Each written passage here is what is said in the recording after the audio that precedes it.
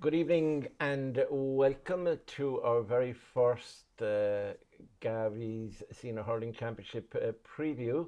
And here this evening we're going to discuss the championship, we'll discuss the format of it, and we're also going to discuss the various games. We're going to discuss coverage of it, which is comprehensive. And we'll also have a few people putting their necks on the line, and indeed when you see the panel you'll realise the necks we have on this particular broadcast, and we will be putting their necks on the line and telling us who are going to reach the final before we play our first game.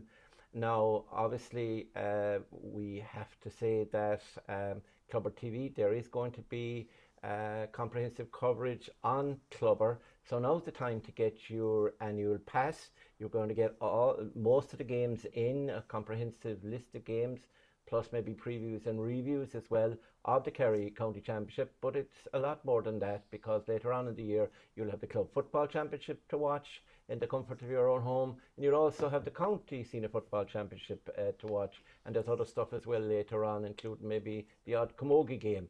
And of course, as well as that, you have championships from other counties as well, like Tipperary, Monaghan. There's a list of them. So if you check into the clubber.ie website or on Twitter, you'll get the links and you'll get the extent of the coverage that we have. Now, as well as that, you must remember that the advantage of not alone getting Clubber, it's unlike other streaming services and broadcasting services in the fact that you can actually watch the game as it happens, whether you're in Ardfert or whether you're in Killarney, London, Hong Kong or Melbourne or Sydney or New York. It's for the diaspora, so lads like Barry Manny, who's in Australia, and Owen Ross, I'm sure will be watching their teams, Ballyduff and Crot O'Neill's, on the streaming service. The other beauty about it, advantage of it, you don't have to watch it on the evening that it's on. If you're otherwise engaged, you can go back later that night or the following day and watch it. You can have countless replays on it. So really, it's a wonderful service. So click on the link. It's up and will be up on at the end of this broadcast. And you can sign up. And with Father's Day coming this weekend, might be a nice gift to give to the father, a pass so he can watch all those games. Now I have to introduce you to our panel, and remember as well that the championship has been since 2011, 2012 I think, sponsored by Garvey's, the Garvey Super Value, the Garvey's Group, and we'd like to thank Tomas Garvey and the Garvey family for their wonderful sponsorship of the championship, and they do the football championship as well. But we're here to discuss the hurling championship.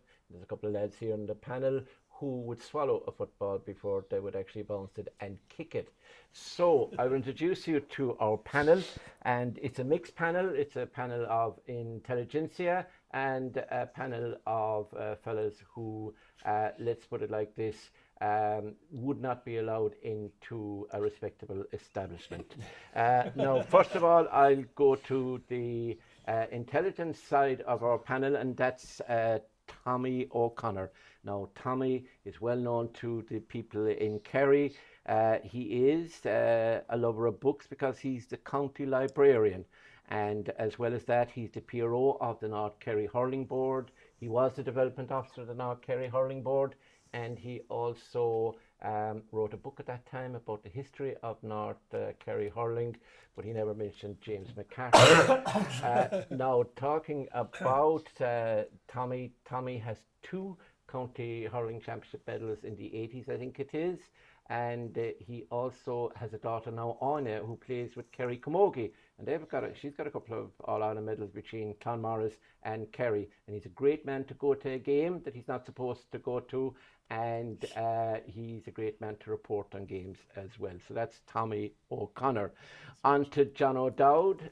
John is from Tarbert, not a hurling stronghold, I know, but at the same time, a man who has a pink shirt and spent yesterday footing turf has to be of interest to us.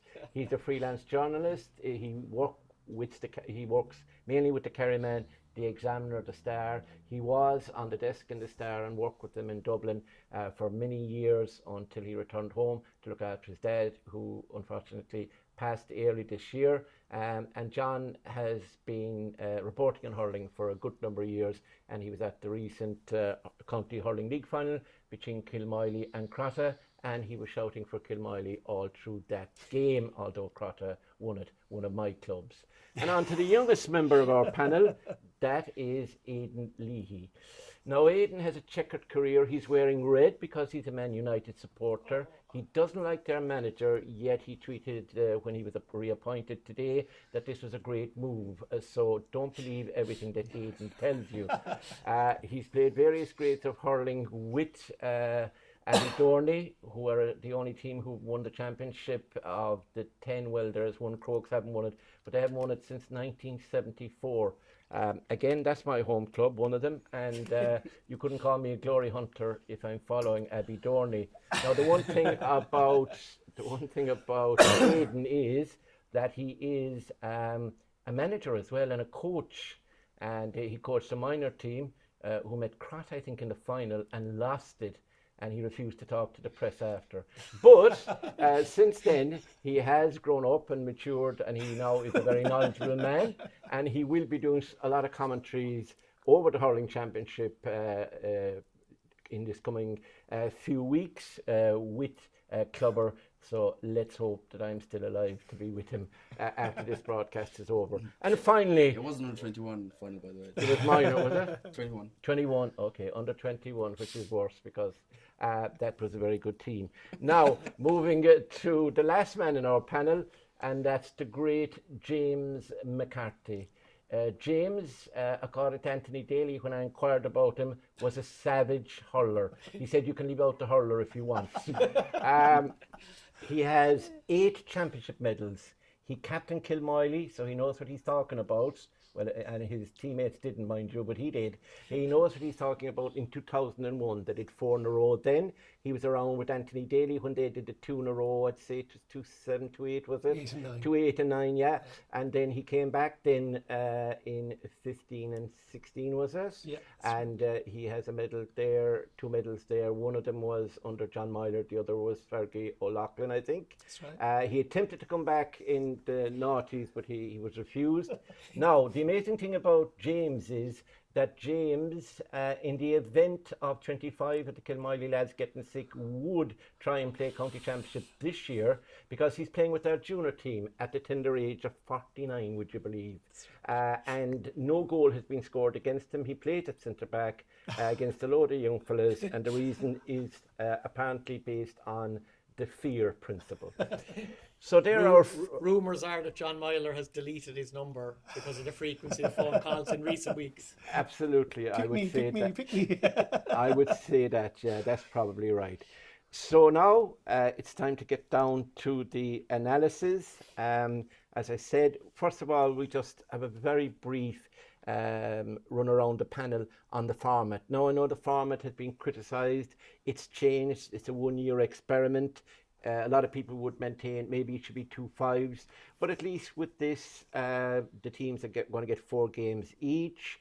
There isn't maybe that much jeopardy in it, but you know, to allow players to get back from injury, to get their form, etc., there may be some merit in it. And at the moment, it is what it is, and players now and clubs will have to embrace it. Tommy, could it be tweaked further? What would your ideas be?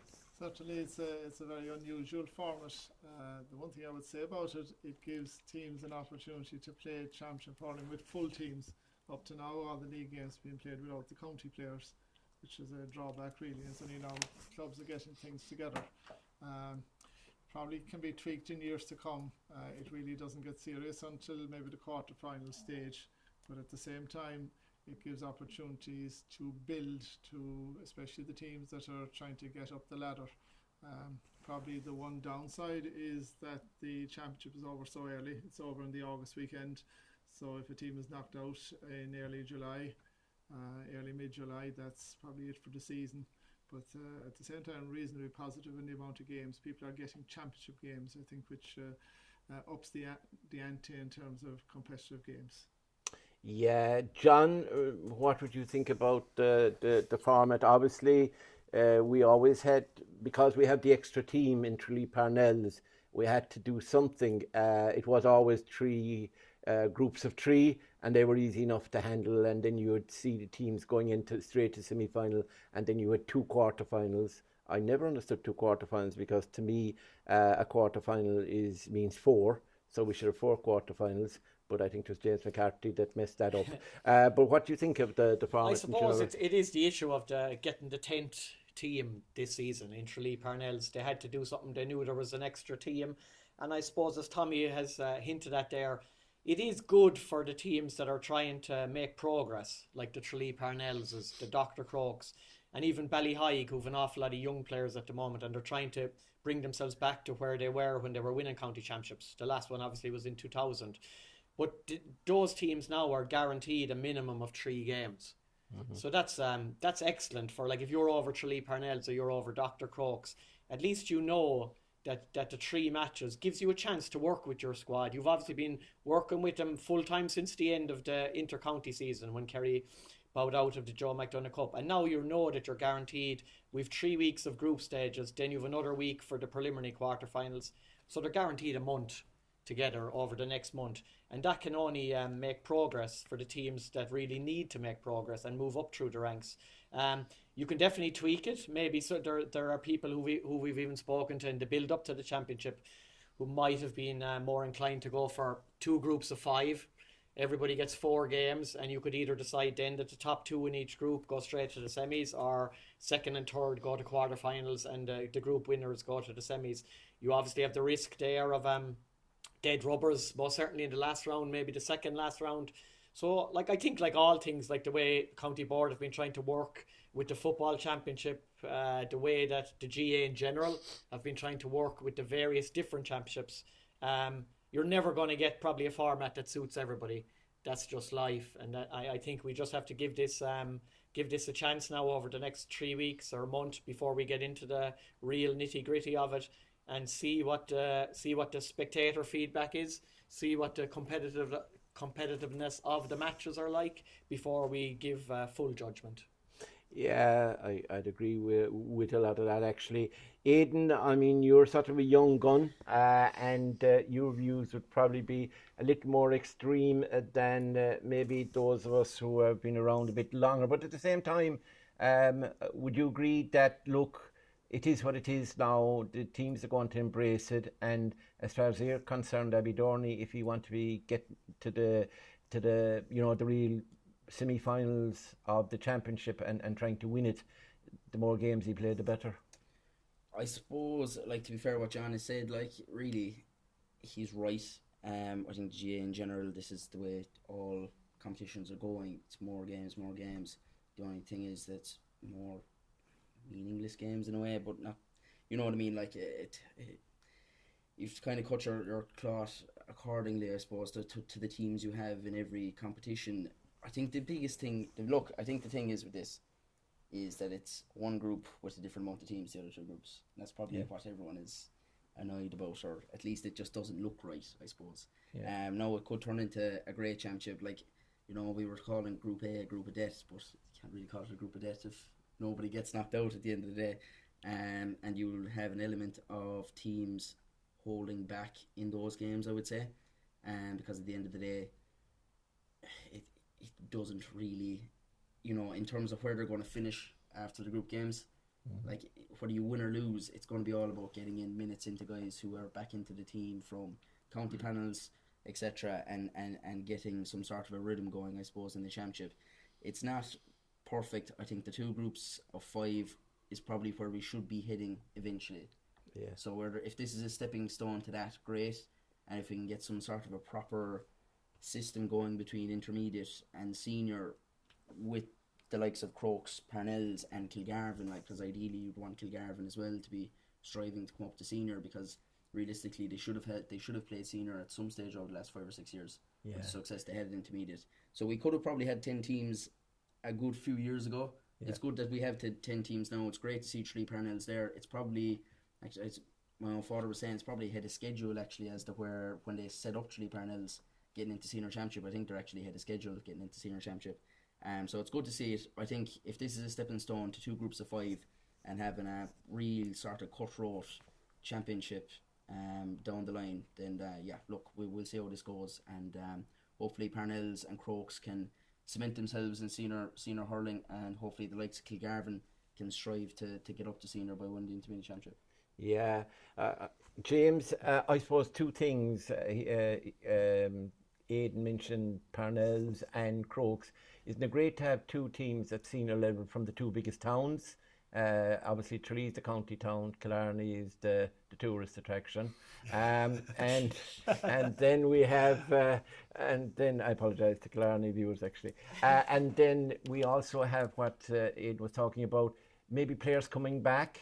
The games will do them good. Plus, if lads are going to, get a jersey that, may have been on the bench, they'll be trying to stake a claim that when the serious stuff happens in the knockout stages, the quarterfinals, that they're in with a shout of reclaiming a jersey off one of the more established stars, let's say. It's a fact, really, and you can talk about the games, the meaningless or whatever. They're not. I don't think they are, because there's never a switch you can turn on. So won't we just walk through our group? We will lose the 3 games if we have to.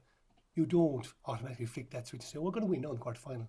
You start have a trend of losing, you're going to end up losing. I mean, it doesn't work like that.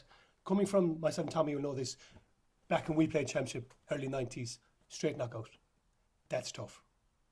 We would have played, and you know yourself, the way the championship was that time, you were waiting maybe till mid-July or August to play your first game. It wasn't over till September, October. But I'm from Kilmiley, and I was there in the bad years. We were gone early. We were gone very early. Yeah. It was a lot of years there. I played 1 game. We could have trained for 6 months, and we were gone. They were lean years. Tommy will tell you lean years as well. They were a good team that time. St. Brendan's were a very good team that time. We were hit and miss. We could be very good, and then we'd lose by a point. We never lost by much any year. But 1 game, you could be just 1 game. So, yes, there is a lot to be said for giving teams games. Meaningful games, yes. But as I say, it's still, Kilmiley will go, we want to win every game. People call us arrogant, Grant. I call us arrogant. That's fine, I don't care. Yeah. We want to win every game. We want to go through the front door in every year we ever played. Yeah. And then whatever way it's got to be, we're going to go through the front door. We're not going to just throw games. We're not going to say, we'll pull back 4 or 5 fellas tonight. We're going to put our full team every week. And I think a lot of teams will go like that if they're honest. If they're honest about it. Yeah. Keep up the integrity of the competition. Yeah. And that's the way to go at it. Tommy, I think maybe we need to look at intermediate as well. Maybe the strengths of teams going up, and we've potentially 11 teams if you talk about Kilgarvan. Bring in Kilmare, Tommy, maybe make 12. You nearly get 12. Would you get 12? But I think maybe to strengthen up maybe the ability of teams that a team may have to win the Intermediate Hurling Championship 2 years in a row, and then you're building, and then you're up, and maybe it should be guaranteed senior competition for a couple of years beyond that. So certainly you can widen the base by working at it and by thinking of different tweaks. Certainly this year, look, it's a start, and it's a far cry from the knockout. You train for 3 months for 1 game and gone. It can be demoralising. That was demoralising. So the modern player nowadays has great options, great opportunities to better themselves throughout the season. Yeah. So you do admit, both James and Tommy, you do admit that when you were playing, you were failures at times. No problem admitting that. I always turn the trumps at the same time. Yeah. We came good. They should get player feedback at the end of it, though. If they don't get the players' feedback at the end of this championship, then realistically, how can they say they've tried to see if it works or not? If the players come back and they say, look, it was the season was whatever, reasonable, enjoyable, but the championship was enjoyable, I think they do have to send some sort of a player survey out though at the end of this year. Because at the end of the day, if the players are not enjoying this, and if they're literally looking at the calendar and they're not happy with it, then we're going down the bad road, because we're not going to end up too many left. Well, you have the revolutionary thoughts there of Aidan, and then we had James, John, and of course Tommy as well. Now we get started into the action, and we go through the groups. And the first group we're going to start in reverse. Actually, we're going to go to Group 3, and that involves Kilmiley, Ballyhaig, and Dr. Crokes. So what we'll do is we'll get 3 teams. We'll get 3 in the panel to talk individually about the teams, and then we'll get the 4th individual to summarise what he thinks is going to happen in the group, and everybody can have their tuppence worth then. So I'll start with Kilmiley, since they have 26 titles won. They won their last one ages ago, 2021. And I don't know, was James involved? He wasn't involved in that. He was retired with a couple of years. Yeah.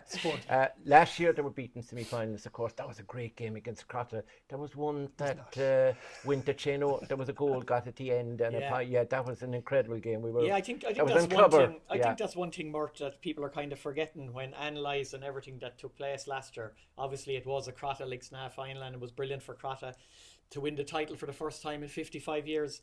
But Kilmiley were within seconds of beating Crotta in that semi-final and getting into the Tom O'Connor catch. Yeah, into the final, and it could have been a totally different story. We could have been talking again about the genius of John Myler and the resilience of Kilmiley and the way that they always find a way to do it when they need to do it. Now, obviously, this year, Myler and Maurice Merlan are still at the helm, and everyone knows John Myler. He wouldn't be there if he didn't think that the capability was there within the club to win the Neelis Flynn Cup, because that's just the type of fella he is. He does love the club, but he's a winner, and he's staying around because he feels that there's more silverware to be won. We both saw them there 2 weeks ago in the County League final, and I suppose the biggest thing we could take from that Thursday evening in Ballyduff was the loss of Maurice O'Connor. Kilmiley just didn't have the same attacking threat without him on the night. He's going to be missing for the group stages with the hamstring injury that he picked up on Kerry duty in the Joe McDonagh Cup. But as James was saying to us off air earlier, they're hopeful of having him back from the quarterfinals onwards, and that's going to be absolutely massive. Daniel Collins didn't look to be at full pelt that evening. Daniel will make sure that he is when it comes to the nitty-gritty. It was an awkward evening for taking frees, wasn't it? Yeah, it was. The wind. Yeah. The wind that evening made conditions really difficult for both teams. Rob Monaghan, again, we have to say, with his move to the Carlton Blues in Australia, people might forget that he was a big loss to the Kerry under-20s and a lost hard fare to footballers, but he was also a huge loss to Kilmiley. Yeah. Because if anyone remembers the semi-final, I think it was from the year before in 2022, I think it was another cracker. James will probably go mad again. I think they were just pipped by Causeway in that match. Extra time. Rob Monaghan scored 5 points from play in that game. Maybe 1-5 actually. I think he might have got a goal as well that day. He was absolutely magnificent. And then you talk about Barry Dan O'Sullivan as well, who's obviously in with Kerry Senior Football panel at the moment. He scored 3 points from play in that 22 clash with Causeway. So they're huge losses for even a club as storied as Kilmiley. What we did see again in the County League final, there are some young fellas coming through, the likes of Bobby O'Connor. Dara Corridan looked pretty good now as a wing back. That day they were missing the James Godleys and the Coleman Savages and Tom Murnans as well that night. Jordan Brick is captain. Darren Nolan on the 40 looked really good. You still have the likes of Paddy O'Connor and Ronan Walsh. They still have lots of good players. John B between the posts. So as usual, Dougie, they mightn't be tipped at the moment maybe to go and win it, but they'll definitely be thereabouts. Yeah, and they have a good coach as well, and Sean Mansell, he's excellent. He was with the Kerry under-20s. He's a great guy and a great servant of Kilmiley as well. He would have been a better player than James. And then you have John Edmund Horgan, you have Patrick Flaherty, and we can't forget Miles Fitzgerald, one of the all-time greats. He's involved as well with the management team. So Kilmiley, well in there, so I think that they will have a say before the competition is out. Ballyhaig, they last won it in 2000. They have 5 titles, and they didn't reach the knockout stages last year. James, obviously Colin Walsh, Dara Carney was in with Kerry, Phelim O'Sullivan, and of course Michael Lean, whose father is now a councillor, so he will be definitely on a high. He's promised the title. He's promised the title, and I think you were looking for a medical card off him. And my pension. No, it's the bones you've broken, allegedly. Mikey O'Halloran has retired. I heard that from them. But Rory Duggan is in Australia, and Daniel O'Loughlin is not playing. So they've lost, but they have a young team, and Philip Lucid is still there, etc. So give us a rundown, and you have the boxer obviously in charge along with Brendan O'Sullivan, etc. I like the look of him. In fairness, you see this well, Mort. Anyone's watched underage hurling in Kerry over the last couple of years, they'll see what Ballyhig have done. And you mentioned Boxer and Ned Flahag and all those lads. Yeah. What they've done underage is they brought a huge number through. And I can see from Glenderry schools, even the coming of months and all that, Glenderry are one of that force of that age. That might be, it's coming, it's not just happened overnight. This has been happening underage for the last number of years with Ballyhig. They have good young lads coming through. They made minor finals as well. It's stepping stones for them. But as you say, Michael Lean is the fulcrum. I think that they have to play Michael Lean centre back. Colin Welch midfield, yes. It's up front, I think they might lack the scores. They'll have Nathan Gare and they're Eric Walsh. Phelan could be maybe half back, maybe up front. You know yourself, you need a marquee forward. Yeah. What about the big lad that plays full forward? What's his name? Is he O'Connor or is he Walsh? You have Eric Walsh. Eric Walsh, yeah, full forward. Yeah. Very good inside man, but I don't think they have a Mossy Connor. That's what you lack. That's what you lack. Like Ballyhig always had that. Ballyhig had Boxer. They had a Patch Luce who'd come in, get a few scores. Yeah. They had a lot. They had a marquee forward. They had Brendan Sullivan midfield. They had powerhouses. Yeah. When I started off, they were a team. I spent my first night here in Championship running around the field after Brendan Sullivan, not even seeing the ball. So that was really top class hurlers. Yeah. That's the only thing they're lacking at the minute. Great energy, great spirit about them. I think Brendan Sullivan's well tuned in as well. There's some nice hurlers there, very good hurlers. They'll be very strong at the back. I think defensively they'll be strong. I think up front they will lack a little bit. Yeah. Now I could be totally wrong, but that's just judging. Like they're in our group obviously with Crokes. The first game here on Saturday night is a great chance for them. Speaking on my own behalf, so I know we have a lot of injuries. We fell away. We're under pressure at the minute. Would you say you're vulnerable this Saturday? Vulnerable, that's the word exactly. That's what I'd say. We are vulnerable. We see a Ballyhig team coming with an energy after, as you said, Mike Lean's win. And he's promising the cup. So like if that man's starting off with his promises, look, they might follow. I hope he doesn't climb any ladders. Like a rising tide lifts all boats, Mort. You know yourself. Yeah. They had a good feeler on the parish, but Ballyhig should come in confident, and they should have no fear of Kilmiley, because Kilmiley are they're a bit down at the minute, but we will get going. Yeah. But Ballyhig, I like the look of them too, though. I think going on as the competition goes on, they will surprise one or two. Yeah. I was going to ask my producer there to play, if he'd a violin in the background there to play the tune. You heard Kilmiley, like we have a load of injuries, etc. You know, I still predict the win, though. I still predict the win. Yeah, for us. I still predict the win for us. I mean, James. Now, Aidan, follow that. Follow that piece of word juggling there, and eventually he comes back to. He's reading out Myler's text. Yeah, that's right. John Myler just texted him and told him what to say. Anyway, what about Dr. Crokes? Now they're managed by Pat O'Connor, obviously, and they also have Timmy Horgan, who's to play with them. Alex Hart is in from Tipperary this year, supposed to be very good. Of course, the King himself, Bonner, Cormac Bonner, and Sean O'Shea. Everybody knows Sean O'Shea. Did you play against her with Sean O'Shea? Sean, probably before my time. Tommy, you were playing my time. Good hurler, good operator, Sean. He's a great operator. Club and intercounty, and also football. I cannot believe there's somebody before James McCarthy's time. On the same panel. The same squad. It's great to see a man like Sean O'Shea still contributing to his club. It shows you the way Crokes are. You know, you're part of the club and always are. You know, and he's putting everything back into it. It's good. Aidan, give us a small bit on Crokes. I know you've done a load of research on them. I'd say offensive probably conspired against them small, but this year they've lost a good few players. I know that their footballers are making a massive drive this year as well, which is probably not really helping. Pat O'Shea's taking over, so that means discipline and I would possibly say no hurling. They're probably stronger over the last 2 years than they're going to be this year. Yeah. Because judging by what we've seen in the County League as well, I know last year Aberdeen went to Lewis Road and they lost the Crokes by a point.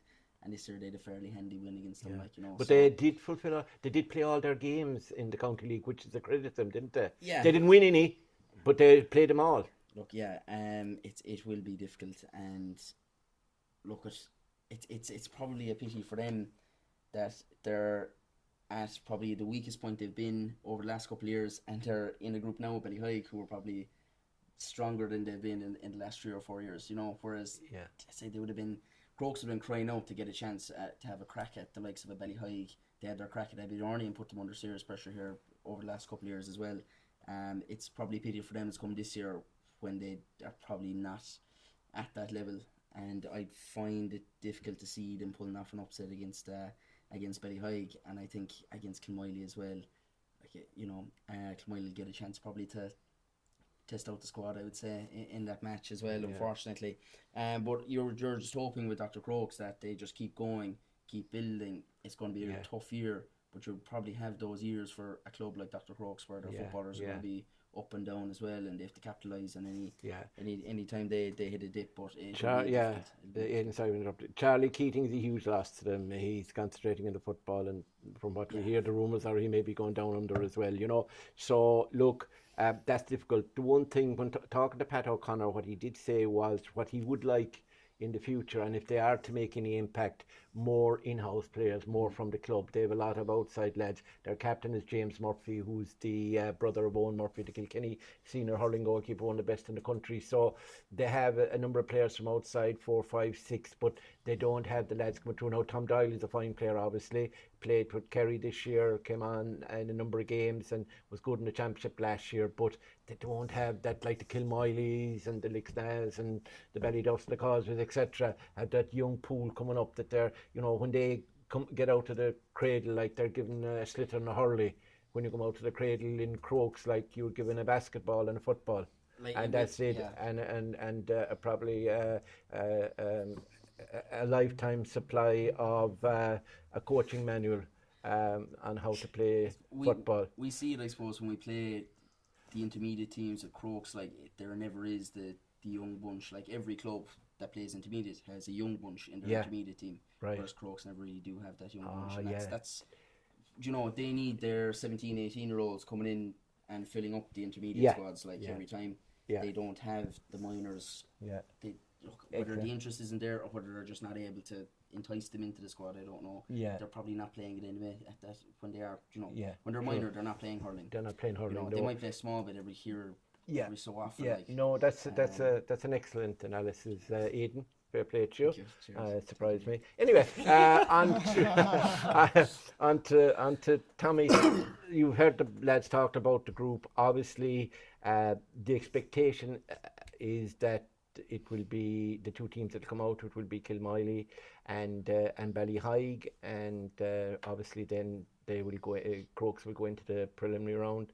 Have you any in less than 100 words? Have anything else that you might see happening? Cannot disagree with that, Mort. As Kilmiley at the top, Ballyheigue second, and Crokes just don't have the strength and depth really. Kilmiley have huge underage talent coming through. I find every year they seem to add one or two to the panel, and superb hurlers, and I can't see them losing top spot in that group. Ballyheigue have, I suppose, up and coming lads, but as well as the established guys, not there yet. So I can't see Kilmiley to beat Ballyheigue, Ballyheigue to beat Crokes, and Kilmiley to beat Crokes. So 1, 2 and 3, Kilmiley, Ballyheigue and Crokes. It's like the elections. Roger. I mean, and it won't take 3 days to count it either.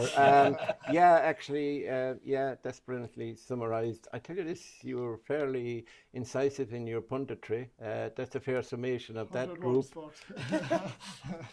Very good. Now, so that's one of the groups decided by us. We have, that's only, by the way, according to our experts here, things could be different when they start playing. Now we'll go to Group 2 and we'll go through this maybe a small bit quicker because we have 4 teams in the first group. And we've got Lixna, I think, here, and we've got, of course, Tralee Parnells, and we've got Abbey Dorney. Now, the problem is here, I think, I'm going to give Lixna to Tommy because I need to keep Aidan away from Abbey Dorney because he believes they're going to win every game. Trust me. By the way, he was a manager of another 21 team a couple of years ago. Right. So look, Lixna, they last won in 2018. They were in the final last year, as you know, but they're crippled with injuries. Shane Conway is not ready to resume yet from what we hear. It'll probably be the knockout stages, which they should reach. Conor O'Keefe is back training all right, but he is limited. He probably will get limited game time early doors, is what's being said. But then when you look at who's gone, John Buckley is down in Australia, he's down there. Mickey Kelleher is in US. He's gone in a J1. John Griffin, I think, has retired. James, you'd know because He could be called back yet. That's it. That's on borderline. It's borderline, I'd say. you were in that bracket. Always waiting the call. Yeah, well, you were on a couple of years, and he is away from the free travel. And then we have James Flaherty, whose body won't take any more, or it is cried enough, I think. That's for sure. And you would have been marking him back in the day. No, were you the guy who he was kind of forward? He was way too fast for me. Yeah, but you were inside waiting for him. I never got back fast enough. That's right. Yeah. Okay. And Mike could maybe play a part. We don't know, but it's that thing. Dara Shannon, of course, is a fine player. He was their captain, I think, when they won it last in 2018. Was he not? Aidan obviously said so. I'm right. And Dara Conway, of course, was James was talking about earlier. So be much changed. I think they have a good young fella as well, Owen Stack, who's in. I saw him with one of the Kerry underage teams, the under-20s, I think, and he was very good. What would you think of Lixna's chances? You obviously know the group they're in. Lixna, look, in championship time they're always there.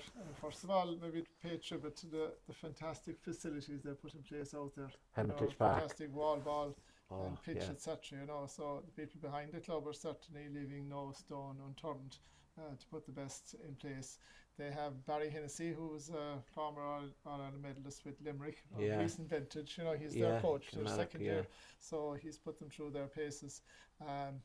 They're strong in sectors.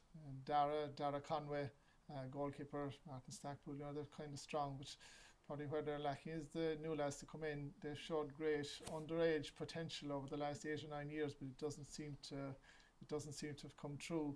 One thing I'd say about them is they have always the last couple of years, very strong intermediate panel. They've won a lot of probably of the intermediate and Division 2 maybe competitions, so the talent is there and the panel is there, but their ability maybe to go all the way is probably questionable at this stage, and bearing in mind that there'll probably be some shadow boxing in the group stages. I certainly wouldn't rule Lixna out as the competition goes on. Players will be back from injury. Shane Conway potentially back from injury, Conor O'Keefe back, so as the competition goes on, they will get stronger and certainly not to be ruled out. Yeah, I'd agree with you there entirely. Yeah, they're going to miss Shane Conway big time, but once he comes back, and Dara Conway, and they're probably only waiting until young Ivan reaches the stage, and he's another elusive character that if he was playing in James's time, he'd be gone down a rabbit hole before James could spot him. So next, John, do you want to have a look at do you want to look at Abidorney? Yeah. I give panels to the Abidorney man. Yeah. I think Abidorney as a team this year cannot be lacking in motivation above any other season for two big reasons.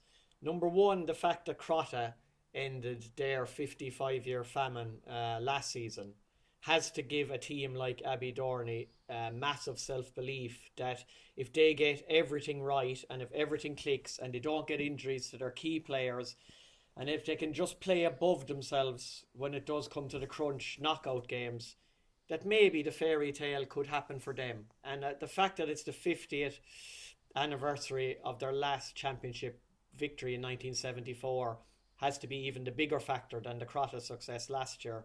We've seen with Abidorney, on their day, the potential is there for them to beat any of the other contenders. Yeah. We saw them in the County League final last year. They beat Ballyduff on that night. They've taken scalps in the Senior Championship at different stages over the last couple of years. Maybe the consistency has never been there on a full-time basis for them to put back-to-back big performances together. Obviously, a lot depends on the O'Learys. Michael, he's free of inter-county activity over the last few seasons. He's probably still, with his size and everything, he still gets the niggles and everything and the problems that have plagued him. But he's capable on his day of winning a game for his team. Do you know, he mightn't get the same headlines as a Shane Conway or as someone else, but he's capable on his day. You factor in Brendan O'Leary, you factor in Jack Sheehan, you factor in Oisin Mansell is back from all his niggling problems and he's a fine hurler. Niall O'Mahony. There is potential there. The captain, of course, James. James O'Connor, an excellent player, a stalwart, never gives less than 110% every day he's out on the pitch. They've Francie O'Halloran in from Clare. Aidan will be able to tell us what his influence has been up to now. I feel there's a kick in Abbey Dorney this year. Whether it takes them all the way, again, we'll come back to the consistency and luck with injuries and stuff like that. And maybe a couple of the big contenders not playing to their full potential. Yeah. But this should, everything, Crotta winning the 74 anniversary, it has to be a boost to them. Do you think they're dark horses? Oh, most definitely. Yeah. 100%. Very dark or light dark? No, I think they're waiting in the long grass. The potential is there. It's up to them to deliver. There is no long grass in the Abbey Dorney field. It's one of the best kept fields in the county. Aidan, have anything to add to that as regards, the makeup of the team and the ambition that they have? Are they training well? Are they going well? Any injuries that you could report late to us that they wouldn't have told us about? There is, I'd say, if there is fellas that are struggling with it, like Niall Mahoney got injured with Kerry at the start of the year. Like, he's still, I suppose the extra week is very helpful to him. Yeah. In terms is that of a shoulder injury? Yeah, it was. Yeah, it was as bad as what was thought at the start. So he's in the frame of getting back there, and it's like that, keeping the lads that are fit. That's always been the biggest challenge. Is keeping the guys ready to go. Oisin is probably, if Oisin Mansell can be fit and ready and 100% to go for championship hurling side here, I think. I saw him playing from the Gael against Mitchells in an awful game, but he was very good. He's driving from a centre back where crazy, yeah. So can he make that big of an influence, Aidan? Yeah, he's probably going to be in the forwards, like, and he will. Like, there was a county league game outside in Abbey Dorney against Leahy, and himself and Jack Sheehan, who've played underage together for forever. They just, the link up they had is superb. Like, and the likes of David Egan there as well is playing very well this year. He's starting to score points, which he never really did before. He's always been a good goal getter, but he's fired over a good few scores in every game he's played. So it's the likes of him as well. Like, they all need to step up to the plate and contribute. We do massively rely on Michael O'Leary whenever we go into town, like, for everything really, freeze, scores and play. So that needs to change. That's the biggest thing. It's if you can get all your forwards contributing. Yeah. Young Cian Sheehan as well is a fine player, and he's a good character. Reminds me of Luke Crowley, but Cian is he had a great season there, coming on and off with they went to the Hogan Cup final. He was in with Mount Hawk, so he's plenty. He adds a pile, to be fair, because he's very versatile in terms of he can throw in cornerback. He's going to do a job. He's a bit cooler as well than his brother, isn't he? I'm not sure about that, no. Okay, right. Better gloss over that. When I go down Abbey Dorney, I'll be ambushed some night. Anyway, what about the third team? And I suppose in one way they add to the championship because Tralee Parnells are coming in. They're intermediate champions. It's their first year in. Back in the day it was on the rails, wasn't it? Was involved in the founding the team. They only played juvenile first, and then I think it's about 4 or 5 years. David Buttermore was saying that, Stephen Buttermore was telling us that he feels they're kind of a small bit ahead of schedule, but like they did take their chance, and fair play to them, having won the intermediate to take their chance. What do you think of their chances? Can they beat Abbey Dorney? I'm going to say realistically probably not this year. Just with the likes of Darreen, Rory Sullivan, Luke Chester missing. Like, Darreen is a huge loss for this year, Yeah. But like that, fellas like him have to take their chance to go abroad as well. It's just a shame, I suppose. But hopefully he'll be back next year and can add a pile to them. Tyke Brick is probably their main man, really. Like, Tyke's super hurler. He was centre back here for Abbey Dorney Tralee Parnells amalgamation in a minor county final in 2017. Marked Barry Mahoney, and I thought did a very, very good job on him that day. That was probably a huge stepping stone for them as well. A lot of those guys are still involved in that team that were on that minor team that were joined up. But they're doing serious work. Like, you can look, they've won Failas over the past couple of years. They're doing well in both hurling and camogie. Like, they're really driving it on in town, in fairness, and it's fantastic. We do have a Tralee team back in the championship.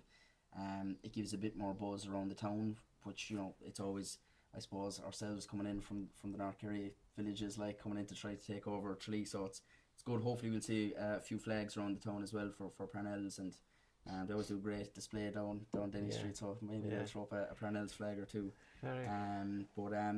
Look, this year I think is just going to be about getting the experience of it.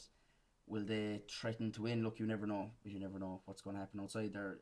Both Lixna and Abidorney are probably not starting off at the strongest base that they could. Yeah. So if there is ever going to be two teams that they might frighten inside here, then it could be Abidorney and Lixna. But look, hopefully they can just represent the jersey, get things going for themselves, cement themselves at senior level, and kick on then next year. Yeah, very good. Yeah, well, it makes a change for you to say coming in, taking over Tralee. There was a time when he used to take over Banna. James would even remember that. I'm talking about the nightclub now, nothing else. Just in case somebody thinks that there was a hurling team out there. There was. I know. They won They won it in 1940. They lost to Dingle in the county final. They beat Dingle in the county final in 1940. You see, that's why he's a historian who writes books and I write match reports for a living. I mean, like, what a difference. Like, now, James, it's up to you in less than 100 words, which is quite impossible for you, but you can try, and without using any language. Can we have a summary of that? We have Lixna, Abidorney and Parnells. You would have a bit of knowledge about Parnells as well, and I'd say you would welcome them in this year and hope that they acquit themselves well. In fact, do you know, it's the way they played in the Intermediate Championship last year, the pace, they had great pace. They played a style of hurling. I won't call it a Cork style of hurling, but it was very similar. The losses, Darreen, Chester and lads, they're a big loss. I know this lad Morgan Madden. They have a couple of lads in. John Sherman's a new lad they've in. He was with me in the college. Yeah, and Frawley. There's some good lads in there. Will it be enough? I don't think so. Their most important game this year, I think, it's a preliminary round against Crooks. I'm calling it early now because Abidorney will win that group. Lixna will be second, and Parnells will be third. Parnells then, hopefully, which would be a great round, great fixture, Parnells against Crooks. Both of them. And then that for both of them should be kind of a real target. Say, this is a very winnable game for both of them. That's later on in the championship, I know, but that's what they should be targeting, because I think in the two earlier rounds, they will be a bit out of their depth. They will. Yeah, I hate to kind of dampen your ardor there, but that may not happen because the bottom two teams in Group 1 will be paired against the bottom team in Group 2 and Group 3, and that will mean that you could have a Ballyduff for a Causeway or St. Brendan's playing them. So I don't think that so your dream and your fantasy that you had and that you lived in there for those 30 seconds. It sounded good though. It sounded lovely. It was a lovely. It was romantic, really. It was romantic. It was. It was. It will have the viewers in tears. Yeah, I think will. So. I presume. I was in tears myself, not really. But, I think but I don't. Do you know? Realistically, that's 3 whippings. Yeah. I don't like to say it, but it's 3 whippings. Yeah. And it's going to be 3 whippings for Crooks. Yeah. Can you take that in the chin? Or not just skulk off and say, oh God, we're not able for it? Yeah. Or just, can it drive you on? Yeah. It should be a driving factor. Well, it should be. That's no disrespect to Parnells and Crooks. Yeah. But I played against them recently in intermediates. Did you? So like... I thought you were a junior hurler. We don't play junior much. We play intermediates either. That's... So like, I know the level they're at. Yeah. And I know where our senior level is. Yes. There's a huge step. Yeah. So if we're talking even about Kilgarvan and Kinmare coming into the senior championship, huge step. Yeah. Huge. How's a man with 8 county championship senior medals allowed to play intermediate in Kerry? I've no intermediate medal. Is it the fact that you're getting old? Old. Well, or the fact that I'm probably one of the last 15 fellas in the club that's available to play for the team. That could be it. We're very small. Our pool is small, but quality, we go for quality. Don't stop the violin again. Come on, play it out. We go for quality. Wouldn't you have great sympathy for Kilmiley, wouldn't you? As an advert for every fierce parishioners, fellow parishioners. We're the same parish. Right. So are we all agreed that it looks very like we're going to have, in no particular order, Abidorney coming out of that, and and is it Lixna I said? Yeah. Yeah, Lixna and Ebidorny coming out. Right. Now, I think Group 1 is very interesting. It was called the Group of Death until suddenly, until everybody realised there was no funeral home and there was no need for one. But there'll still be very interesting games in it. Now, Cratt O'Neills are the first team that are county champions. And who wants to take Cratta? Cratta, obviously they have 10 titles. The last one was 2023, but the other one was a long time before that, 1968. And one of the lads who played in 1968, I don't want to give away my age now, but one of the lads who played in 1968 was a lad called Brendan Toomey, right? He's a good hurler, he played for Kerry. And he taught us Irish in school in Kilaughlan. And it was my first year in school and secondary school, and I went and he used to come in with a black eye on a Monday morning, and we'd be always sort of whispering to ourselves, you know, he was out last night, he was fighting, all that sort of thing. And suddenly then we realised that he was playing hurling, and for where we were, hurling was, we just didn't know anything about it. And then when we read the Kerryman and see, and then when we saw lads, tough lads like you playing, we suddenly realised that it was black eyes. That's what he was getting from the hurling, the poor lad. Blonde hair, that time he was. Brendan, a great character, a great hurler, and he did great work after in Kilaughlan, the school with Frank Walsh, and delivered an All-Ireland title for ISK in 1996, I think it was, would you believe? Yeah, I think, Mort, just on Crotta, I think there were hugely encouraging signs from the County League final against Kilmiley there 2 weeks ago. Obviously, Barry Mahoney's gone to America for the summer, and he's undoubtedly a huge loss. No, I think it's America. It's America. I think it's America for Barry. He's abroad anyway. But he will not be back at any stage of the championship. We know that for sure. So he's obviously a huge loss to them. But I saw no diminution in motivation from them that night against Kilmiley. They seem doubly determined to build on what they achieved last year. Obviously, with Brendan Mahoney at the helm and Johnny Horgan, players wouldn't be allowed to slacken off or be satisfied with just what they achieved last year.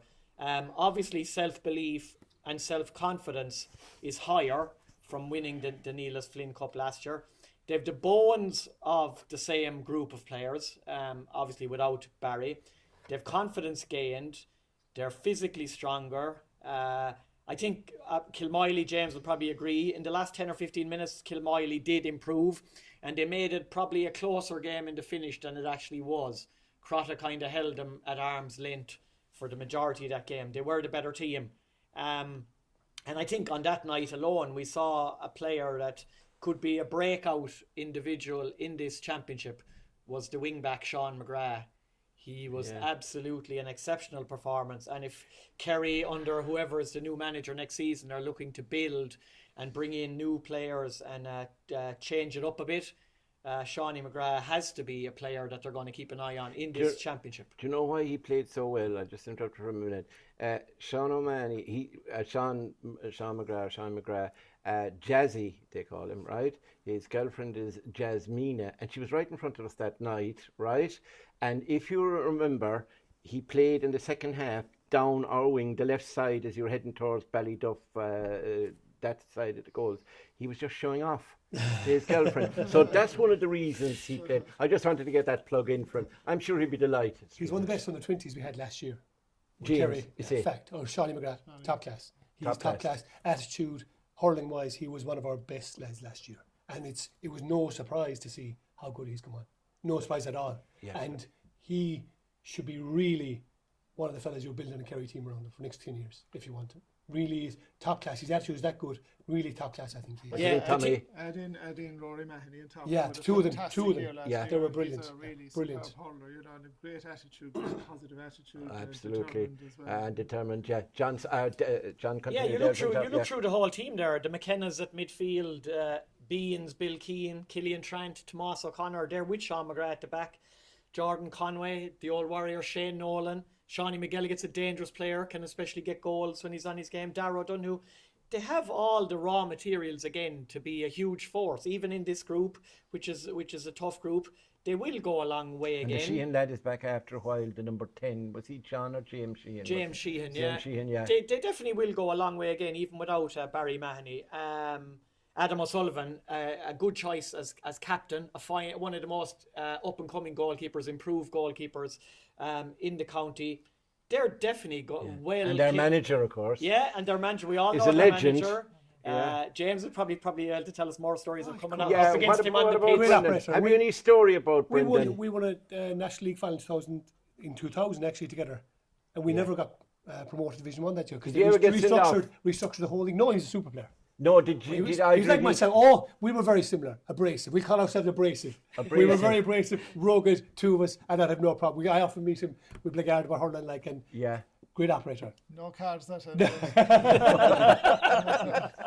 Tommy chips in with no cards, just to remind us how abrasive that's true. James No and. card, take the Did name. you ever? Where did he play? Did you ever mark in club games?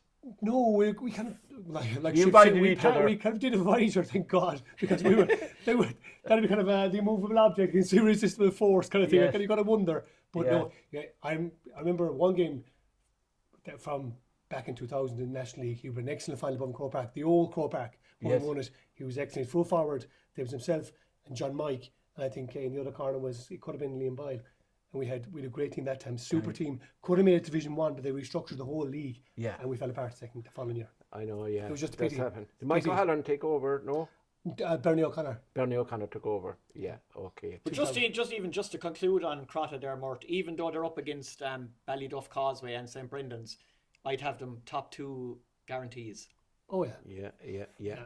What about St Brendan's? I know, but Tommy, we've got to talk about them, and you're the best man to talk about them because you're deeply immersed in everything St Brendan's. You didn't know St Brendan, no? I think he's still around. He's still behind us. He didn't play hurling. You didn't play hurling. I suppose we're building really. We've 2 minor championships. You're building now, in the and I last- don't mean to be sharp with you, but you're building now since 2013. Yeah. Last time he won it. Well, I suppose the 2013 team probably should have won more. They They should. really had the ability to do so, but didn't push on. But I suppose these fellas are dual players and had a long number of years behind them. So that team really has gone at this stage. So you really have to go from scratch. The 2 minor championships in recent years, probably a bit early to bring those lads in, but some are making the step up this year. You have a core. I suppose group people like Leahy, Griffin, Eric Lean, they're the 2 main men at this stage. Finan McCarthy, of course, will be a huge loss to us. Huge loss. Going to Kilkenny. He's gone to the Cats. Yeah, he is. So it'll be a big loss to us. But quietly confident. A lot of work done. Jerry Wallace, Kieran Fitzgerald, and David Fitzgerald, the backroom team. And they've put a lot of work in over the last number of weeks. Intense work, and they'll be thereabouts. I think the fact they're in the so-called group of death is probably a positive thing. They're guaranteed to get 3 tough games, and you build a panel that way, and you get to know the character of the players that you have. So they'll be thereabouts. Do you think, Tommy, that the team are closer to replacing the scoring influence of Cian Hussey? Well, because Cian is a big loss. You probably don't have, again, we spoke about marquee forwards, probably don't have them at this stage. Marquee forwards with experience. You have good Johnny forwards, Egan all right, and back in the day, so what a player. Now you have his son, Finan, who is an excellent player. He's really kind of a difficult man to mark, and he's been your top scorer all year, so again, he needs to step up to championship level this year, and I'm sure he will, so I would say quietly confident. Very good. Now we're going to have to move to, I suppose, the Duffers. Beaten the semi-finalists last year. They last won it in 2017, but they have 25 titles. They're 1 behind Kilmiley, James. And if they were to win it this year and you weren't, you would really be so upset. It would be no surprise, Mort. But you probably would take up hurling again. No, do you know what? We have a great rivalry with Ballyduff. Brilliant rivalry. Yeah. Top class club. In fairness to them, we would kill them on the field, but I have to admire them. I have to admire them and the way they go about their business. They will be thereabout. And Podge not being with Kerry this year, and Mikey might have them more. Yeah. Maybe, because especially Mikey, there's mileage on the clock. You cannot keep going. They still are the main men of their team. I know Pod Costello, I know how Pod's fitness is, But you see, there's a lot of other lads on the team as well. They've Kyle O'Connor, great player. Well, it means positioning. They just have to. I think they have to get their positioning right of their players. Yes. Sometimes they're wasting players. Yeah. Like Kyle could end up anywhere. Like up front, like Kevin Moriarty Goulding is up back. front, like Yeah. Dylan Moriarty. On their day, they're match winners. They are. We talk about marquee forwards. They could be marquee forwards. Yeah. But it's just what will Ballyduff get out of them? They're not getting the max out of these fellas. And I don't know why. Don't know why. They're just, maybe it's back down to the fellas themselves, because they've been given every chance. Yeah. Last year as well. You see Kevin Goulding, every time he played last year, he was a threat. He was a serious threat. Even when against Sixna, he was a threat all the time. Yeah. They won't be far off. Physically strong, and they will be fit. Barry's there with them this year, Barry Grady. Yeah. They'll They be did. very, and they very reached fit. the semi-final of the league, I think. They did, and you know, even in that, they were. I know it was Crotta beat them because I think we beat Aberdeen. That's right, yeah. So it's not lovely. I'm not saying it, but Yeah. but it was just that close to getting to a final again. Like, and if they got to a final, I wouldn't be surprised to see them win it. Yeah. This group, I think, do they need games? Ballyduff, I don't think need games like that. Yeah. Other teams do, like St Brendan's, they will build. Ballyduff can come in cold and destroy you. Yeah. They're that type of team. They just have, there is hurlers there. Yeah. Very, very. Tradition is big as well. Very dangerous team. Yeah. Very Isn't dangerous. You don't have 25 Huge. titles. No. The determination they have. No, it's there. And as everyone's got to know on this table, you have to know how to win. Yeah. Crotta did not know how to win until last year. Yes. Now they know how to win. Yeah. Now they know how to win championships. You don't suddenly find that magic ingredient. You get lucky if you do. And it's like us when we won 4 in a row. We just got a taste for it, wanted to hang on to it, wouldn't let it go. Maybe Crotta have that this year, but I see Ballyduff. If they get back up there again, they're very dangerous coming up through in their age. They have a serious conveyor belt of talent. Yeah. Keeping them is their problem. Keeping the They won a players is their couple of problem. minors there before That's right, yeah. Advert won. They St have- Brendan's they're won the good, last good, two. like. So there's a lot of young talent in the club, as you say. It all depends on who they can have fit on the day. And I suppose as we were at it, one of their main men back through the day, and he's still training with them, or he was up to recently, is Liam Boyle. And you know Liam well, and Liam had a bit of a health issue recently, which happened while he was training. But now all is well. He's back working, I'm told, and he says he'll be back training again. And the Jap, as we affectionately know him, a great guy, and he'd probably be in his early 40s, wouldn't he? He's 43, 44, I'd say. Yeah. But he still gives a lot to the club. So And maybe keep an eye out for his son Evan, who will be on board with the Good Ballyduff hurler, hurlers this year. He sure. could make a big impression. And Mikey has a son playing as well, of course. Killian, that's Killian, right, he played with the under 20. They're going to be very dangerous, Ballyduff. They're going to be very, very dangerous. They're a danger. Are they your dark horses? Oh, I wouldn't even call them that card. That's an insult. That's They're an one of the insult. favourites. They're one of the favourites. They're one of the favourites. They're one of the favourites. Again, have you got more music there, producer? Because here he is. That's one thing you'll find. Where are we now? I think we're down 5th now. From We're down to 5th Kilmiley, now. he has. We're way down there. Kilmiley men have this amazing, when you talk to them, right, what they'll tell you is, well, we're not great this year with injuries, etc. and they'll talk up Ballyduff.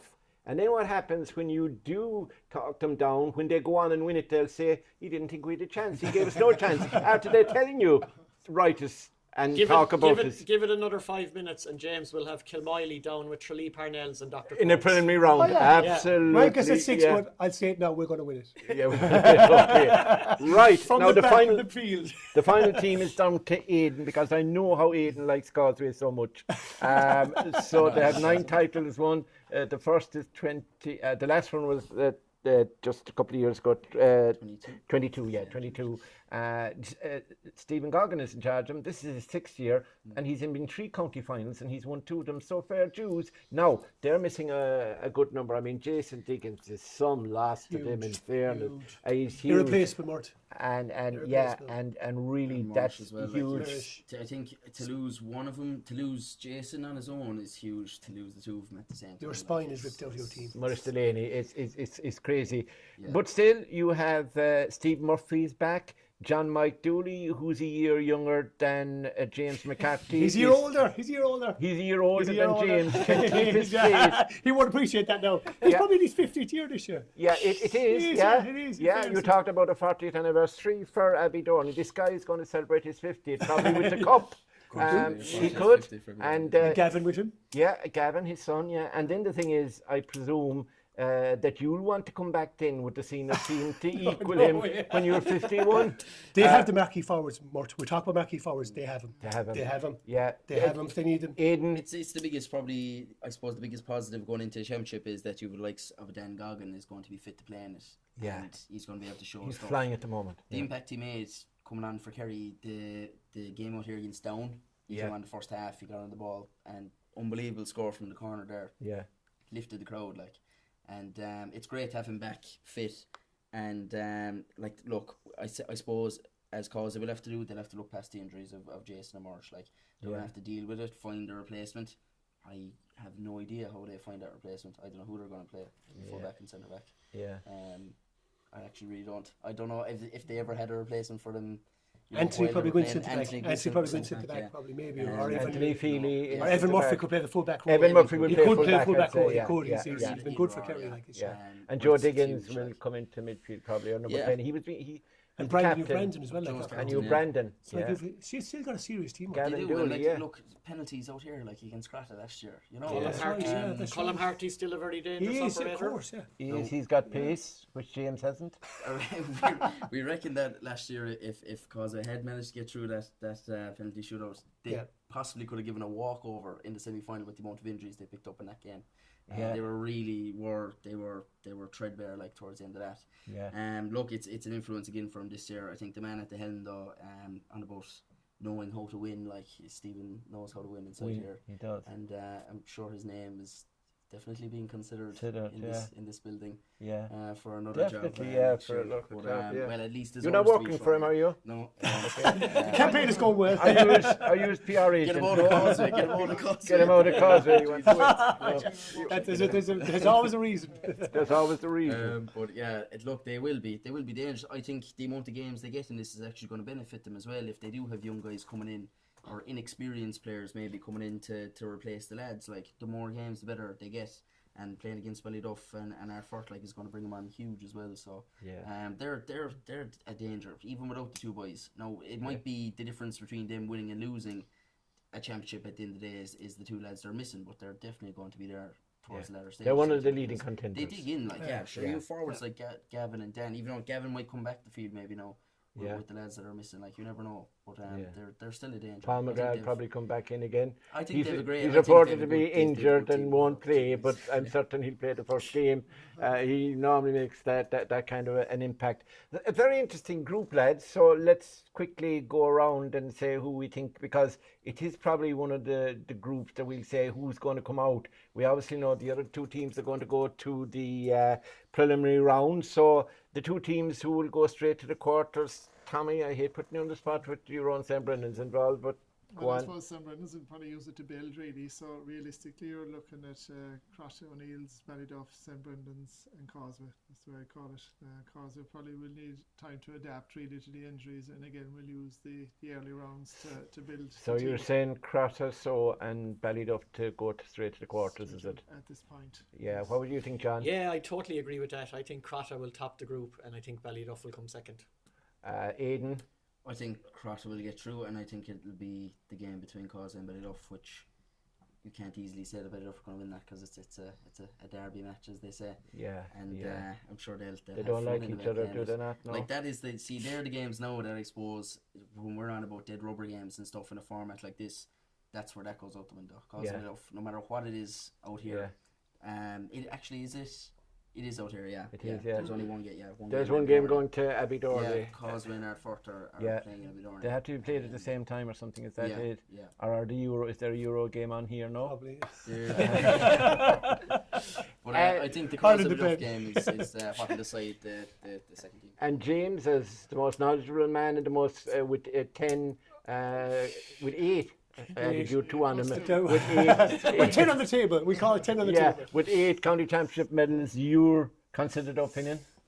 Interesting to see how Crossy adapt. Interesting to see how they adapt and carry the mantle of champions. Interesting, because the last team to beat them were Ballyduff in the semi-final 2 years ago. Yes. And you also have Causeway. I think that will drive them on. Those two injuries will drive them on even more. So I call that group Causeway and Ballyduff. I'm writing off Crossy. I'm writing off only because I think the mantle of champions might be tough. Yeah. And there's 3 teams in that group who want to have a right cut-off champions. And what a group to be in as champions is a hard, oh Jesus, why couldn't we get a soft group as champions and ease our way into it?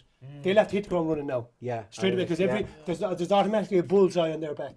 Yeah. A bullseye's right there on their back now. Crossa, everyone wants to beat you. Yeah. I'm afraid you're new to the table. This is a thing you have to live with. We've lived with it for a long time. You either can come up to it or fall on your ass. I'll tell you something, Jazzy Sean McGrath will absolutely blow your theory out of the water, my friend. But it could happen, and it's a game of opinions, and that's quite open. So there now, we've gone through the 3 groups, we've gone through all the permutations, etc. We'll have one quick, now we're running short on time, so we'll have a quick run through just a couple of lines, answer to everyone just on the games over the weekend, and then we'll give our predictions to wrap this up. So we'll start on Friday night, and we'll start with you, Tommy, on Friday night. Lixna, injuries, Parnell's new, obviously, to coming up from intermediate, first year up. Friday night, how do you see that game going? I'd say comprehensive win for Lixna, no doubt. John, would you be on board? Yeah, Lixna to win comfortably enough. Aidan? Yeah. You'll be on the same wavelength. And you fancy Parnell's, do you, No. James? No. Lixna to win, but not by landslide. Not by landslide. No, yeah. they don't have the scoring threat. Yeah, fair play. Right, we move on to Saturday. We've got Kilmiley against Ballyhaig. That's the first game at 5:30. It will be live on Clubber, remember. And James, I'm going to ask you first, put you on the spot, because by the way you're talking, I think Kilmiley are down about 6th. We won't even turn up. In the rankings. No, we're not at the moment. Now we're way down there. We're downbeat. Yeah, you've got injuries, and Ballyhaig have Colin Walsh back, and they have a local councillor, Michael Lean, behind them, halfway up a ladder with a flag. So how are you going to get on? A narrow win for Kilmiley. Squeak it out, maybe. Squeak it out. Just about. Violin, please, Mr. Producer. Just about, yeah. I think. Yeah, I think it's going to be a good game. I think Kilmiley will win it probably, but I think it'll be a good game. Aidan? Yeah, I hope the Ballyhaig lads haven't overexerted themselves celebrating the council win. I think Kilmiley will win it. Yeah. I think there'll be no fuss with it, really. Yeah, because Kilmiley want to win every game. Yeah, and every competition, every year. They're going to win. They're a more professional side. Is that what you're trying to say? No, they're just going to win. Yeah, they're just going to win it. Ballyduff and St. Brendan's. That's interesting now, John. Yeah, it should be a hard-fought encounter. And as Tommy said, there is potential in the St. Brendan's team. But as James has mentioned, with Podge Boyle and Mikey being there from the start of the season with no inter-county commitments, I think Ballyduff are raring to go. I expect them to win on Saturday. What about... I think I'll hedge my bets and go for it. Don't be hedging now. We'll both be shadow boxing. we will. Right. And what do you think that one will go, Aidan? Where now are we? We're now at Ballyduff and Brendan's. I do think Ballyduff to get the win there. Yeah, and James? If they can get the players they want on the field, I can't see Ballyduff being beaten. But it just depends what players they can get onto the field. Because St. Brendan's pace and power, there's a good bit in St. Brendan's. We saw him against Kilmiley earlier in the year. There's a nice bit of hurler in them. Yeah. And the same evening I saw him, Young Hogan, their centre forward, a new lad they have in. Good hurler. Yeah. Finan Egan and Sabson causing trouble. Nathan Driscoll, they were causing trouble. And that was without, I think the same evening I know was Dahi even playing that evening, or Eric wasn't playing. So there's a bit in them. It'll be a real cracker of a game. I won't be going home after Kilmiley match. I'll be hanging on watching that one. I'll be sitting down enjoying it. Yeah. And I think if Ballock got the right team on the field, they'll win it. But sure, you told us already, Kilmiley are going to lose the first game, so you will be gone home. I have to go home. Cry into my tea. Right, we got to Sunday evening's game, and that's the final one. It's a big one. It's the county champions against, was the champions of the year before? Could have been. Crotta versus Causeway. Yeah. We start with you, Tommy, as used the reasonable voice. Probably the best game of the weekend. I'd say really one to look forward to. No shadow boxing there, I would think. Crotta probably from the experience of last year. Remember their appearances or their displays in Munster Club. They won the County League. I think they're on and up. And they look like a team that want to stay there. I'd fancy Crotta. Right, John, what would you think? Yeah, definitely the game of the weekend. Obviously, the loss of Jason Diggins in particular is huge for Causeway. And just from seeing Crotta 2 weeks ago, they're probably more battle hardened at this early stage of the season to go into a game like this, while Causeway might take their time to get up to full speed. So, a Crotta victory. Aidan? First draw of the championship.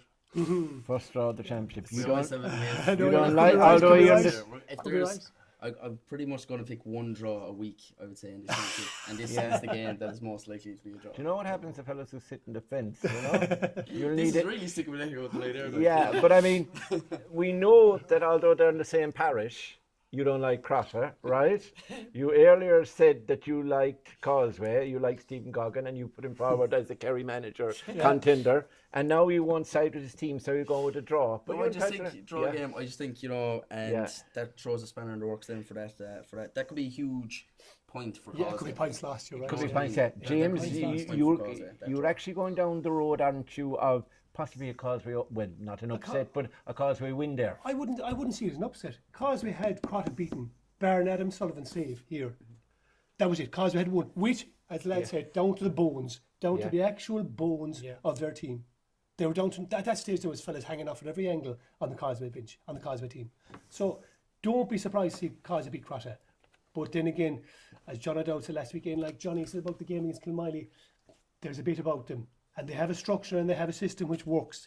Killian Trent's given a free role as a ball winner because Rory Mahoney sits in as sweeper. So you always have a centre back, have a half back line. Killian Trent then becomes a danger in the opposite end of the field.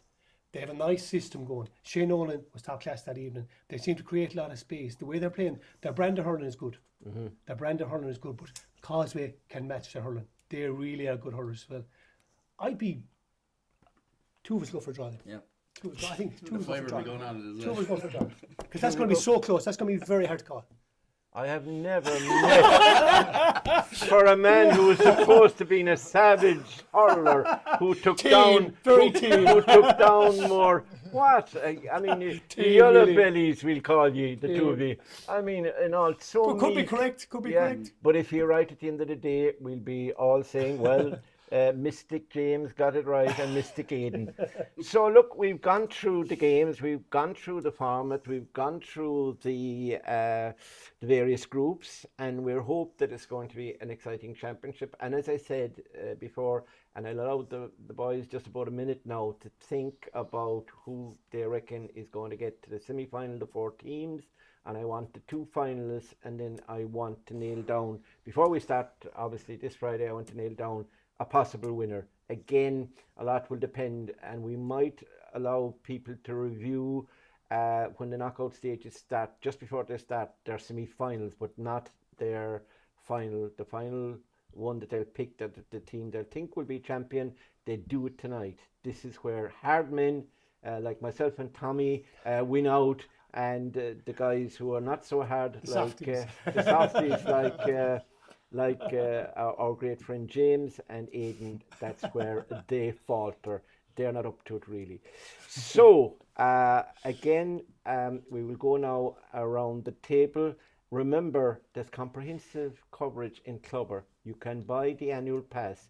Just click into the clubber.ie, click on there, and you'll see all the information that you want. And particularly if you're abroad, if you're one of the lads that have gone to Australia or America or England or Hong Kong or wherever, or Dubai, you can see it. It's for the diaspora, and you don't have to have played hurling. The Kerry Hurling Championship is one of the most colourful championships. The crowds that come here, the semi-finals and finals are brilliant days. The atmosphere, the local rivalry, the passion. You can hear it from James, and he's about 20 years since he played hurling seriously. It just shows that there is a real buzz about this championship. Okay, we might quibble about format, about dead rubbers, but at the end of the day, the Kerry Senior Hurling Championship this year is going to be exciting, and we will bring it all, I was going to say to your bedrooms, we'll bring it all to your sitting rooms, and we'll bring it all to you if you can't make the games. Obviously, we'd like you to come to the games. If you can't make the games, you can actually watch it at home. And again, remember, Father's Day this coming weekend. I'll be expecting a freebie on that one from one of my lads. Now, We'll turn finally, before we close this edition of the Senior Hurling Championship preview tonight, we'll turn to Tommy. Tommy, your 4 that you think would reach the semi-final. Tricky one at this stage, Mort. But I would say Kilmiley, Ballyduff, Crotta and St. Brendan's. Crotta and St. Brendan. Now, tell me this. I know you're a librarian, and I know you move books around in and you have them in a certain, and you have an alphabetical order and all that, and you have the archives, the historical archives, which I often looked up myself in Kerry O'Shea. But how the hell did you move St. Brendan's in there? Number one, they have no players. Number two, they're using it as for the next couple of years as a kind of planning. And all of a sudden, I find them in the semi-final. You couldn't go home. Combination of loyalty and ability. Great answer, Tommy. Great answer. John, as Tarbert, have no influence at all in this. You're particularly neutral. I mean, I have at least 2 or 3 clubs playing for me. Correct. No, I'm going to go with 3 of the clubs that Tommy just picked out there. I Kilmiley. think Ballyduff, Kilmiley and Crotta will all make the semi-finals, and I'll go with my dark horse, Abbeydorney. You see, you're trying to please the man next to you, because I know you'll be commentating with him at some stage, and he could leave you in the lurch, and we'd have nothing. Now, Aidan, now listen to me, you. There are certain constraints under the laws of the land, so I can't say what I want to say, but I just want to know who do you think is going to make the last 4, and please don't let Abbeydorney be in it. Go on. Kilmiley, Yeah. Crotta, Causeway, and Abbeydorney. Oh, ooh, Abbeydorney. They would be interesting. Back to Abbeydorney without picking them back in there, I would be. I know, yeah, you would be disowned. Yeah, you would be absolutely disowned. Now, this is probably one of the most exciting, most emotional moments of our show tonight. We've got James McCarthy. 8, I was going to say All Ireland medals, but no, 8 county championship senior medals. He might win an intermediate before he passes on, but if he doesn't, he doesn't worry, right? It doesn't worry him. But he has the knowledge because he's been in the trenches, just like Tommy has, in fairness, although he slipped in St. Brendan's to disappoint me. So let's see how far down. Kilmiley would be 4th anyway, but there'll be 3 more. So, James. yeah, Kilmiley sneak into the quarterfinals. Yeah, okay. Causeway, Ballyduff and Crotta, and Kilmiley quarter final. Kilmiley, Causeway, Ballyduff. And Crotta. And Crotta. And Crotta Kilmiley final. It's a Crotta v Kilmiley final. Barring the draw, depending on the draw. A draw. Depending on the draws. And who's going to win it? Kilmiley. Of course. Right? James is going for Kilmiley, right? James, you started off tonight. We had to play a violin with all the injuries you had.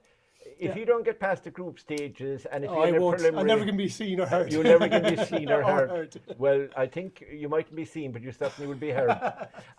Aidan, give me the semi-finalists from your 4. The finals, sorry. Yeah. Look, obviously, as much as I love Abbeydorney to be in a final and win it this year, I do think it'll be a Kilmiley Causeway final. Kilmiley Causeway final. And who to win it? You're hurling man. You're Kerry manager. It's toss-up between You're Kerry manager. I would say, look... don't give me a draw. Full strength Causeway, I think, win the championship this year, but with the 2 guys they're missing, I think they'll make it almost all the way. I think Kilmiley will win it. Kilmiley win it. So that's 2 votes for Kilmiley in the final. John, you had Kilmiley, Ballyduff, Crotta and Abbeydorney, isn't that right? Yeah, I'd like Aidan, I'd love to see the fairy tale happen like Crotta last year with Abbeydorney this year, going all the way to the final for the 50th anniversary. But I don't think it will. I'm going to go for a Ballyduff Crotta final. And I'm going to break James McCarthy's heart here, and I'm going to say that Ballyduff are going to be champions, and they're going to make it 26-26 at the end of this season. This is coming from Man United now. It's coming from Man United, fella. Man United, really. Yeah, against you're Liverpool, are you? Yes. Yeah. So the rivalry's there already. The rivalry's there already, even in the panel. Yeah, that's the fairly intent. Ballyduff, obviously, there are a lot of people's, I won't even say dark horses, but it depends on the injuries and how. But if they perform, they could get there. Yeah, notice Kilmiley and Ballyduff and Crotta in the final. So Yeah, I was tempted to go Ballyduff and Kilmiley, but that would have been even worse for James to take if I said that. Yeah, you actually don't have Kilmiley in the semi-final. You believe to go to the quarter-final. No, I had them there with Crotta, Abbeydorney, and Oh, you had Ballyduff, the first team, yeah, I wrong you there. I thought you had him gone to the quarter-final stage, No. which would be a real anti-Liverpool guy. Tommy, you had St. Brendan's, obviously they're beaten in the semi-final. You've crossed Ballyduff and Kilmiley. Who do you think to be? I suppose realistically, I think Ballyduff and Kilmiley in the final, and Ballyduff to win. I think it's probably experience, and your fellas coming in fresh that weren't playing with the county this year, experienced players against Kilmiley, who probably a lot of up-and-coming players, so Ballyduff to win. Yeah, well, I'm going, obviously, my choice is the casting vote, and my choice and my theories are the most important of this whole panel.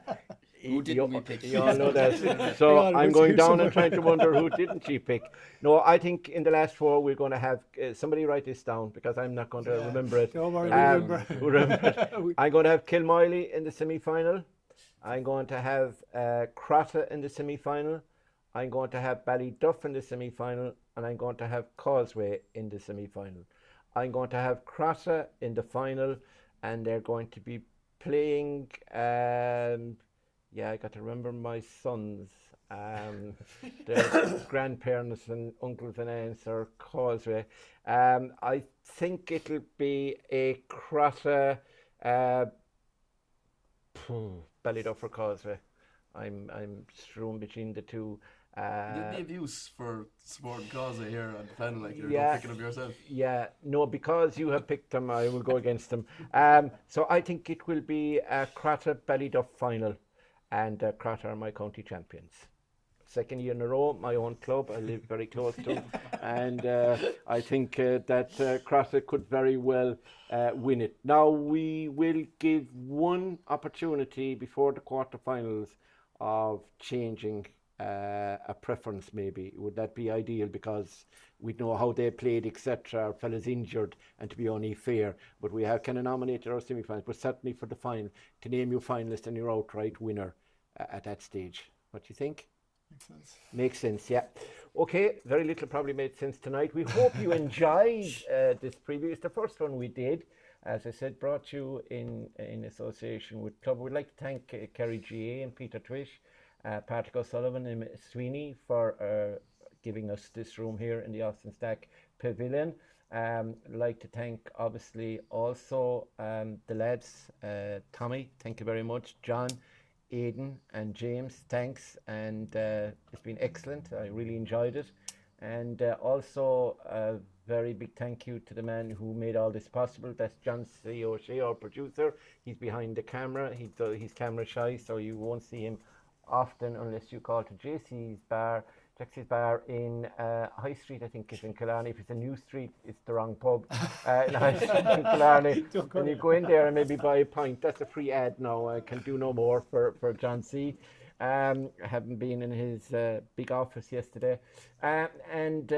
Also, I'd like to say I'd wish the teams the best, all 10 teams. I think we've been fair to everybody, especially, and of course the referees who form a big part of this as well. Let's hope that we have a very, very good Senior Hurling Championship this year. We thank the sponsors, Garvey's group as well. They've been very good to Kerry GA and to the hurling people. And let's hope that we have some excitement and a lot of scores and a few surprises, and maybe, because some more panelists suggested, the odd draw. So for now, it's goodbye from me, Mort Murphy.